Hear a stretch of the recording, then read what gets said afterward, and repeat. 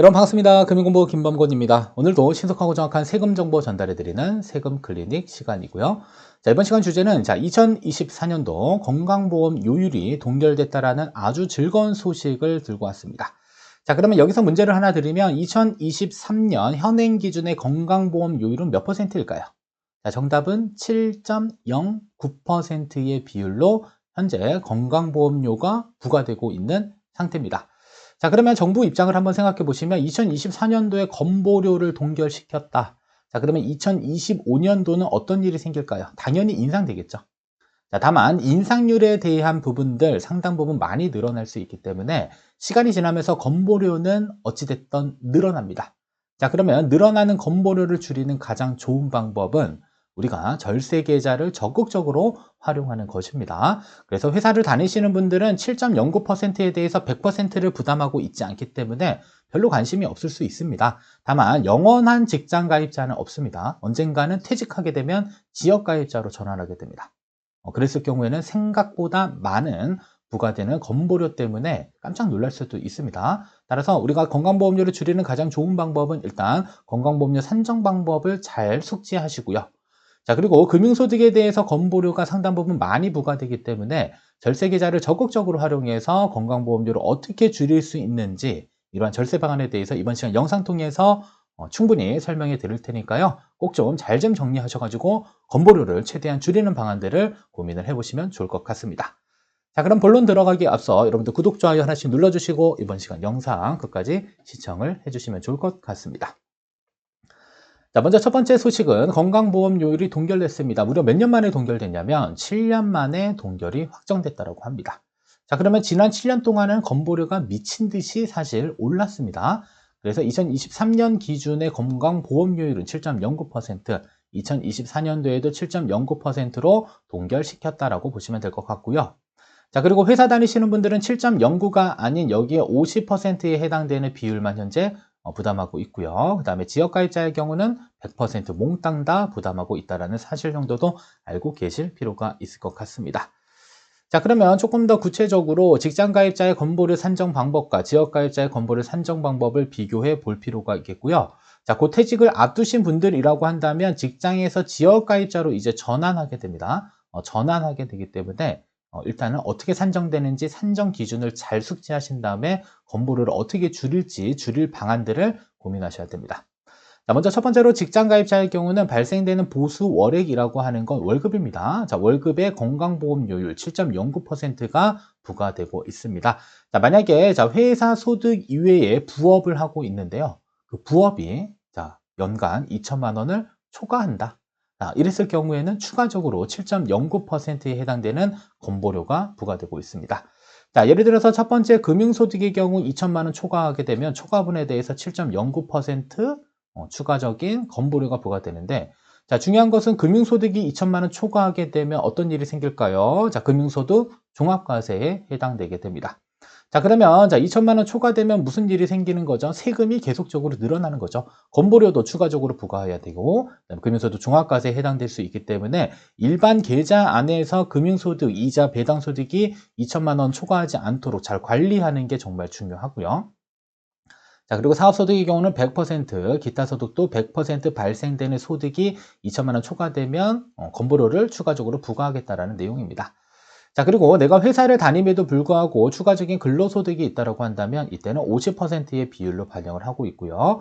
자, 연금소득의 경우도 내가 공적연금을 지급받는 상태에서 회사를 다니고 있다. 그러면 여기서 발생되는 공적연금 소득까지도 합산되는데 100%가 아닌 50%에 해당되는 금액들이 합산돼서 건보료가 또 부과가 될 수 있습니다. 따라서 보수의 연소득은 금융소득, 사업소득, 기타 근로연금소득 중에는 공적연금소득 50%의 비율을 총 합산해서 총액이 2천만 원을 초과하게 되면 이 초과분에 대해서 7.09%의 건보료의 고지서가 어디로 날라온다? 집으로 날라온다라고 생각하시면 될 것 같습니다. 자, 두 번째로는 지역가입자입니다. 회사 그만두면 지역가입자로 전환하게 됩니다. 자, 이때는 발생되는 사업소득에 대해서는 100% 7.09%의 건보료가 부과되고 있고요. 자, 그리고 금융소득은 다소 충격적입니다. 중요합니다. 1천만 원 초과. 자, 그러면 무슨 생각이 드냐면 만약에 금융소득이 1,100만 원이 발생이 돼요. 자, 여기에 1,000만 원을 차감하게 되면 100만 원입니다. 자, 그러면 자, 건보료는 100만 원에 대해서 부과되는 걸까요? 아니면 이 1,000만 원, 이 1,000만 원 초과된 이 전액에 대해서 부과되는 걸까요? 자, 정답은 요겁니다. 자, 따라서 지역가입자의 경우는 일반 계좌 안에서 발생되는 이자, 자, 또는 배당 소득이요. 자, 1,000만 원만 초과하게 되면 이 초과하는 전체 소득에 대해서 건강보험료율 7.09%의 비율로 건보료가 부과되고 있습니다. 따라서 최대한 1,000만 원을 일반 계좌 안에서 넘어가지 않도록 관리를 잘 해야 됩니다. 자, 이러지 않게 되면 자, 1,000만 원에 대해서 7.09면요. 연간 몇 퍼센트 내는 거죠? 70만 9천 원에 대한 세금을 추가적으로 부담을 하는 겁니다. 다만 1,000만 원이 초과하지 않게 되면 아예 금융소득은 없는 것으로 보기 때문에 금융소득에 대해서 잘 관리를 해야 될 필요가 있습니다. 이 부분 좀 조심하셔야 되겠고요. 자, 그리고 기타 소득에 대해서는 100%, 일시 근로소득에 대해서는 50% 비율, 그다음에 연금소득에 대해서는 공적연금에 대한 소득만 50% 비율로 반영돼서 7.09%의 보험료율을 산정해서 건보를 산정하고 있고요. 여기까지가 이제 소득 기준이고요. 자, 두 번째로는 재산 기준에 있어서는 60등급으로 점수를 매겨놨습니다. 따라서 점수당 금액에 208.4원을 곱해서 재산에 대한 건보료 부과되고요. 여기에 추가적으로 자동차에 대한 잔존가액 4천만 원 초과되게 되면 이때도 자동차에 대한 건보료가 추가적으로 부과하게 됩니다. 따라서 직장가입자의 경우는 소득 기준으로만 건보료가 산정되지만 지역가입자의 경우는 소득 기준, 그 다음에 여기에 재산, 그리고 자동차까지 부과가 되고요. 자, 그리고 연금소득도 한번 잘 살펴보시게 되면 모두 다 공적연금이라는 이름이 써 있습니다. 자, 그러면 사적연금은 어디 갔냐? 그래서 사적연금에서 만약에 여러분들이 연금 개시 신청을 하고요. 연금을 지급받게 되면 그 사적연금 소득에 대해서는 현재 건강보험료가 부과되고 있지 않다라는 사실을 알고 계시면 좋을 것 같고요. 그다음에 금융소득도 줄이는 방법들이 있습니다. 바로 절세계좌를 활용하는 것들인데요. 그 부분은 뒷부분에서 조금 더 자세히 설명을 드리고자 하겠습니다. 자, 다음은 세 번째입니다. 자, 이자 및 배당 소득에 따른 건강보험료 부과 기준입니다. 자, 일단은 금융소득은 이자 및 배당 소득에 대한 부분이고요.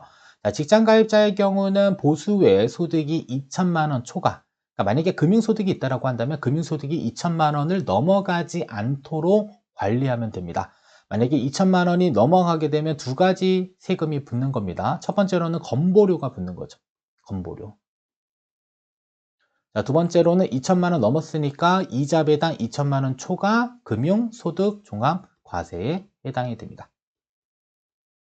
그죠? 그래서 2천만 원이 일반 계좌 안에서 최대한 넘기지 않도록 관리를 잘 해야 될 필요가 있을 것 같고요.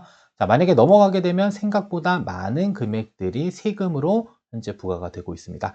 예를 들어서 3천만 원의 금융소득이 발생됐다라고 한다면 2천만 원 초과분인 1천만 원에 대해서 70만 9천 원의 건보료 발생되죠. 자, 그리고 3천만 원이니까 2천만 원 초과분에 대해서도 반드시 금융소득 종합과세에 해당되기 때문에 5월 달에 세금 신고를 한 번 더 해야 되는 그런 번거로운 플러스 세금이 또 발생이 될 수가 있습니다. 자, 두 번째로는 지역가입자의 경우는 기준이 더 낮습니다. 1천만 원입니다. 1천만 원. 1천만 원 초과되면 초과분이 아니라 그냥 몽땅 답니다. 몽땅 다 전액에 대해서 7.09%. 따라서 2천만 원 발생됐다라고 한다면 이때는 2천만 원에 대한 7.09%, 연간 141만 원에 대한 건보료가 추가적으로 부과되는 것이고요. 자, 2천만 원 넘어가게 되면 자, 직장가입자와 동일하게 금융소득 종합과세에 해당되기 때문에 그때는 다른 소득이랑 합산돼서 또 세부담이 상당 부분 늘어날 수 있습니다. 그래서 회사 다닐 때는 2천만 원까지는 괜찮은데 여러분들 이미 한 1,900만 원 정도의 금융소득이 일반 계좌에서 발생되고 있다가 퇴직을 해서 지역가입자로 전환되는 순간에는 1,900만 원이다라고 기준을 잡잖아요, 우리가. 그러면 1,900만 원에 대해서 곱하기 7.09%가 어떻게 되는 거죠? 건강보험료로 부과됩니다. 그래서 직장 가입자일 때는 괜찮지만 지역 가입자로 전환됐었을 때는 안 괜찮은 경우가 있어요. 따라서 회사 다닐 때 미리미리 작업을 하셔야 됩니다. 안 그러면 생각보다 세금이 많이 나와서 분명히 불쾌한 마음을 가지게 될 수 있습니다. 자, 그러면 직장가입자에 대한 금융소득에 대한 건보료 면세점 얼마 기준일까요? 2천만 원 기준입니다. 2천만 원 초과하게 되면 초과분에 대해서 건보료, 추가적으로 금융소득 종합과세에도 해당이 될 수 있습니다.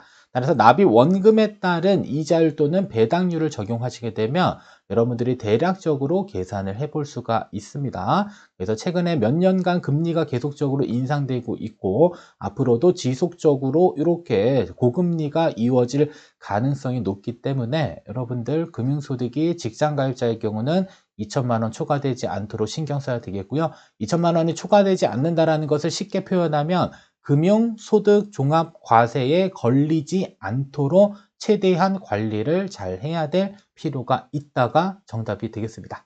그냥 2천만 원 넘으면 건보료 추가적으로 발생되고 금융소득 종합과세에 따른 세부담이 늘어날 수 있습니다. 자, 두 번째로는 지역가입자의 경우는 얼마 기준일까요? 1천만 원입니다. 자, 1천만 원까지는 아예 그냥 적용이 되지 않지만 1천만 원이 1원이라도 초과되는 그 순간부터는 어떤 일이 생긴다? 일단 첫 번째로는 건보료가 부과됩니다. 자, 두 번째로는 2천만 원이 넘어가게 되면 건보료 부과뿐만 아니라 금융소득 종합과세에도 해당되기 때문에 직장가입자보다 더 많은 금액을 건강보험료로 납부를 할 수가 있습니다. 그래서 이제 만기가 도래하고 있는 직전 연도만 해도 5%짜리, 6%짜리가 많았단 말이에요. 그죠? 많았습니다. 그리고 이제 한 2년 정도 경과되고 있는 시점이기 때문에 자, 이전에 고금리 상품에 저축을 가입했다라고 한다면 이제 만기가 도래하고 있을 것입니다. 만기. 자, 만기가 도래하게 되면 지역가입자의 경우는 1천만 원 초과되면 그때부터는 건보료가 폭발적으로 늘어날 가능성이 매우 높기 때문에 이런 부분들에 대해서 충분히 신경 써야 되고요. 그리고 2천만 원 초과되면 금융소득 종합과세에 해당되기 때문에 세부담이 또 추가적으로 늘 수 있는 가능성이 존재하고 있습니다. 따라서 지역가입자는 1천만 원 넘지 않도록 관리 잘 해주시고 그 다음에 직장가입자의 경우는 2천만 원을 초과하지 않도록 관리를 잘 할 필요가 있습니다. 자, 그러면 절세계좌와 그 다음에 건강보험료는 어떠한 관계가 있냐면 아주 긍정적인 관계를 가지고 있습니다. 자, 일반적으로 절세계좌는 크게 세 가지 ISA 계좌, 개인 종합자산관리계좌가 있고요. 그 다음에 IRP 계좌, 개인형 퇴직연금, 그 다음에 연금저축계좌 이렇게 세 가지로 구분을 할 수가 있습니다. 자, 그러면 일반적으로 납입, 운용, 인출 세 가지로 나누게 되면 일단 절세계좌의 경우는 납입 단계에 세제 혜택은 없지만 IRP나 연금저축계좌에는 세액공제를 적용받을 수 있습니다. 다만 내가 소득활동을 하지 않더라도 IRP, 연금저축, IRP 계좌는 소득활동을 하지 않으면 가입이 불가능합니다. 다만 연금저축의 경우는 가입을 할 수 있고 세액공제를 적용받지 않은 납입액에 대해서는 어차피 세금이 없습니다. 그래서 일반적인 금융자산들을 조금 옮기는 게 중요하고요. 자, 두 번째로는 자금을 입금하고 운용하게 되면 발생되는 이자 수입이 생길 수도 있고요. 그다음에 배당 수입이 생길 수도 있습니다. 여러분들이 어떠한 금융상품을 선택했는지에 따라서 이자도 발생될 수 있고 배당도 발생될 수 있는데 정말 중요한 건 과세 이연입니다. 자, 우리가 일반 계좌에서 발생됐었을 경우에는 일반 계좌는 그냥 일반 통장 혹은 주식의 경우는 뭐 종합계좌 혹은 위탁계좌라는 표현을 씁니다. 일반 계좌에서 발생되는 이자 플러스 배당 소득의 경우는 금융소득 종합과세에도 해당되지만 아까도 살펴봤듯이 건강보험료 산정 기준소득에도 모두 다 반영되는 부분들이기 때문에 일반 계좌 안에서 이자와 배당을 발생시킬 게 아니라 어디에서 절세계좌에서 이자 소득과 배당 소득을 발생시킬 수 있도록 작업을 하는 게 중요합니다. 자, 왜 그러냐면 이러한 절세계좌에서 운용 단계에서 발생되는 이자 배당 소득에 대해서는 세금을 떼지 않습니다. 과세 이연. 자, 세금을 떼지 않기 때문에 건강보험료 산정 기준소득에도 안 들어가고요. 금융소득 산정 기준소득에도 들어가지 않습니다. 좀 잘 이해하셔서 꼭 좀 옮기는 작업들을 해주시면 좋을 것 같고요. 자, ISA 계좌 안에서 이자 받을 수 있는 예금 가입할 수 있고요. IRP 계좌 안에서도 이자 받을 수 있는 예금 가입할 수 있습니다. 다만 연금저축에서는 어렵고요. 그 다음에 배당 받는 건 다 가능합니다. ISA 계좌, IRP 계좌, 연금저축 계좌에서 월배당 ETF를 투자를 해서 매년 배당을 창출할 수도 있고 매월 배당도 창출할 수 있습니다. 따라서 절세계좌 안에서 발생되는 운용 단계에서의 이자 배당 소득은 과세에 이연되기 때문에 이자 및 배당 소득에 대해서는 세금을 떼지 않습니다. 세금을 안 떼기 때문에 우리 건강보험료, 금융소득 종합과세, 산정 기준소득에 포함이 되지 않습니다. 따라서 미리미리 옮기는 작업들을 통해서 최대한 절세계좌 안에서 이렇게 이자와 배당 소득이 발생될 수 있도록 작업을 해주시면 좋을 것 같고요. 자, 그리고 인출 단계에 대해서는 대부분 세금이 과세됩니다. 다만 ISA 계좌의 경우는 200만 원 또는 400만 원 한도로 비과세. 그리고 비과세 한도 초과분에 대해서는 9.9%로 세금을 떼게 되면 그 세금 뗀 그 것에 대해서 이렇게 가냐? 안 갑니다. 알죠? 세금을 떼더라도 무조건 분리과세 대상 소득이기 때문에 금융소득, 종합과세와 그다음에 건강보험료 산정 기준소득에 포함되지 않고요.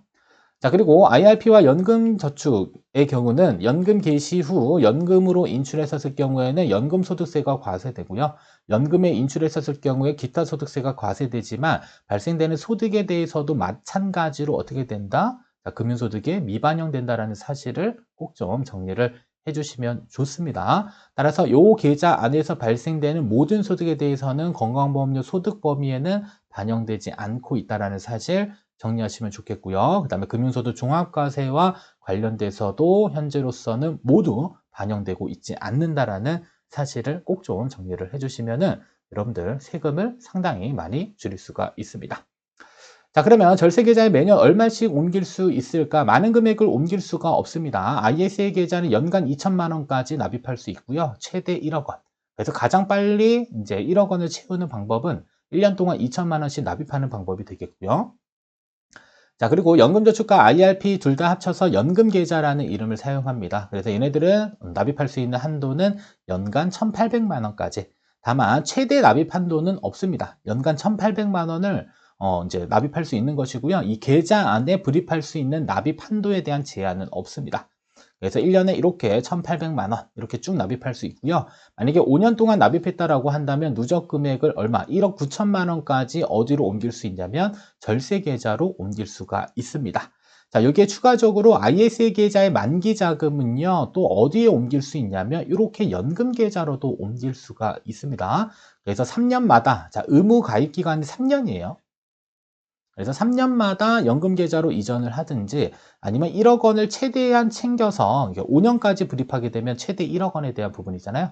이때 계좌를 해지해서 해지한 금액을 연금 계좌로 이렇게 이전하게 되면 추가적으로 세제 혜택도 볼 수 있습니다. 그래서 뭐 10% 한도에 300만 원까지 추가적으로 뭐 세액 공제도 적용을 해주고 있고요. 근데 뭐 중요한 것은 일단 세액공제 적용보다는 우리는 최대한 절세 계좌에 금융자산을 많이 이전시키고 그 절세 계좌 안에서 이자와 자, 배당 소득이 발생됐었을 경우에는 건강보험료 산정 기준에서도 제외될 수 있고요. 그다음에 금융소득 종합과세 산정 소득에서도 제외될 수 있다는 사실만 잘 알면 여러분들이 이전하는 데 큰 어려움이 없을 것 같습니다. 자, 그리고 퇴직 후 건강보험료 줄이는 가장 좋은 방법은 피부양자로 등록되는 것입니다. 피부양자. 자, 그러면 피부양자로 등록되는 경우에도 마찬가지로 기준이라고 있습니다. 그래서 아래 연소득이 2천만 원을 초과하게 되면 피부양자가 탈락하게 되기 때문에 이런 아래의 연소득이 2천만 원을 초과하지 않도록 관리할 필요들이 있습니다. 자, 일단은 사업소득의 경우는 1원이라도 발생되면 일단 무조건 피부양자에서 탈락하게 됩니다. 1원이라도 발생되면 피부양자에서 탈락. 자, 두 번째로는 미등록 사업소득의 경우는 연간 500만 원만 초과하더라도 자, 피부양자에서 탈락됩니다. 자, 피부양자의 개념은 자녀 밑으로 들어가는 겁니다. 자녀 밑으로 이렇게 들어가는 것. 혹은 뭐 배우자 밑으로도 이렇게 들어갈 수 있겠고요. 자, 그다음에 금융소득과 연금소득 이 부분을 좀 조심하셔야 됩니다. 금융소득과 연금소득. 자, 금융소득의 경우는 연간 1천만 원 초과하게 되면 전액 연간 소득 금액에 반영됩니다. 만약에 1,100만 원이 발생됐다라고 한다면 2천만 원 넘어가면 안 되죠. 앞으로 면세점은 900만 원. 이때 900만 원이 이제 초과하게 되면 피부양자 탈락하게 되는 것이고요. 여기에 퇴직하게 되면 공적연금도 받게 되잖아요. 그죠? 발생되는 공적연금 소득의 경우는 100% 반영하기 때문에 만약에 내가 국민연금을 연간 월 100만 원씩 받는다라고 한다면 12달 곱하게 되면 연간 1,200만 원. 자, 여기에 금융소득이 이제 800만 원만 초과하게 되면 이때는 무조건 어떻게 된다? 피부양자에서 탈락하게 되는 경우가 생길 수가 있습니다. 따라서 공적연금을 제외한 금융소득이 둘이 합쳐서 최대한 2천만 원이 초과되지 않도록 작업을 하셔야 되겠고요. 만약에 금융소득이 조금 많이 발생돼서 2천만 원 초과될 것으로 예상된다라고 한다면 여기서 발생되는 금융소득을 어디에다 빨리 옮겨야 된다? 절세계좌로 이전하는 방법을 통해서 최대한 자녀 밑으로 피부양자로 등록되는 게 최선의 방법이 될 수가 있습니다. 그리고 나머지 근로소득의 경우는 뭐 세전소득 100%, 그 다음 기타 소득의 경우는 필요경비를 공제한 나머지 소득에 대해서 반영되고요.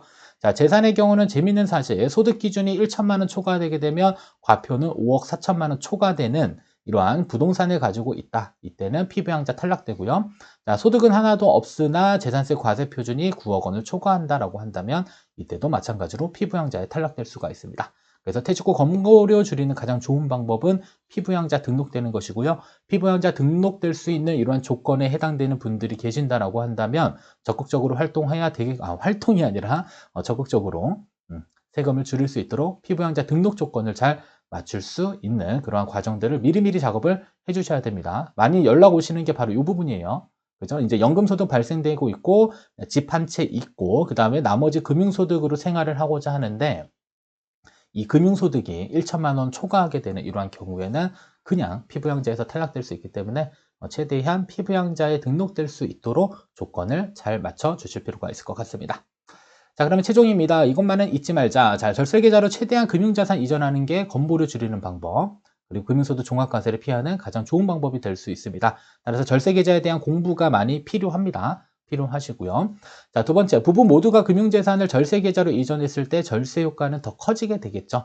그래서 IS의 경우는 연간 2천만 원을 부부가 합산하게 되면 연간 2억 원까지는 이전할 수 있게 되겠고요.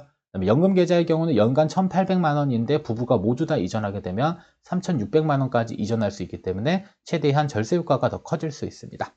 자, 그리고 세 번째로는 단기간에 많은 금액 이전할 수 없어요. 그래서 퇴직 이전에 미리미리 조금 옮기는 작업들을 해주시면 좋을 것 같습니다. 퇴직 이전에. 그죠? 회사 다닐 때는 크게 신경 안 쓰다가 회사를 퇴직하고 났었을 때는 많이들 신경 쓰십니다. 그래서 단기간에 많은 금액 이전할 수 없죠. 왜냐하면 ISA는 연간 2천, 연금계좌는 연간 1,800만 원이기 때문에 1년에 내가 최대한 옮길 수 있는 게 3,800만 원이 맥스입니다. 뭐 부부가 합산하게 되면 연간 7,600만 원까지 옮길 수 있는 것이죠. 따라서 꾸준히 이전하는 과정이 필요하고요. 자, 그리고 ISA 계좌 만기 자금을 연금 계좌로 이전하게 되면 연금 계좌 안에 더 많은 금액을 빨리빨리 납입을 할 수가 있습니다. 따라서 적극적인 활용이 필요하고요. 그 다음에 다섯 번째, 세금이 생기기 전에 미리미리 해야 됩니다. 우리가 항상 어떠한 일이 발생되기 이전에는 큰 관심이 없다가 그 다음에 어떠한 일이 발생되고 나서부터는 후회라는 걸 하게 됩니다. 그래서 후회하지 않기 위해서는 세금이 생기기 전 미리미리 준비하는 게 이제 절세하는 가장 최선의 방법이 될 수 있다는 사실까지만 잘 기억을 해주시면 좋을 것 같습니다. 자, 여기까지 시청해 주셔서 감사하고요. 여러분들 구독, 좋아요, 알림 설정, 금융공부 영상 제작에 큰 도움이 됩니다. 이번 시간 영상 여기서 모두 마치도록 하겠습니다.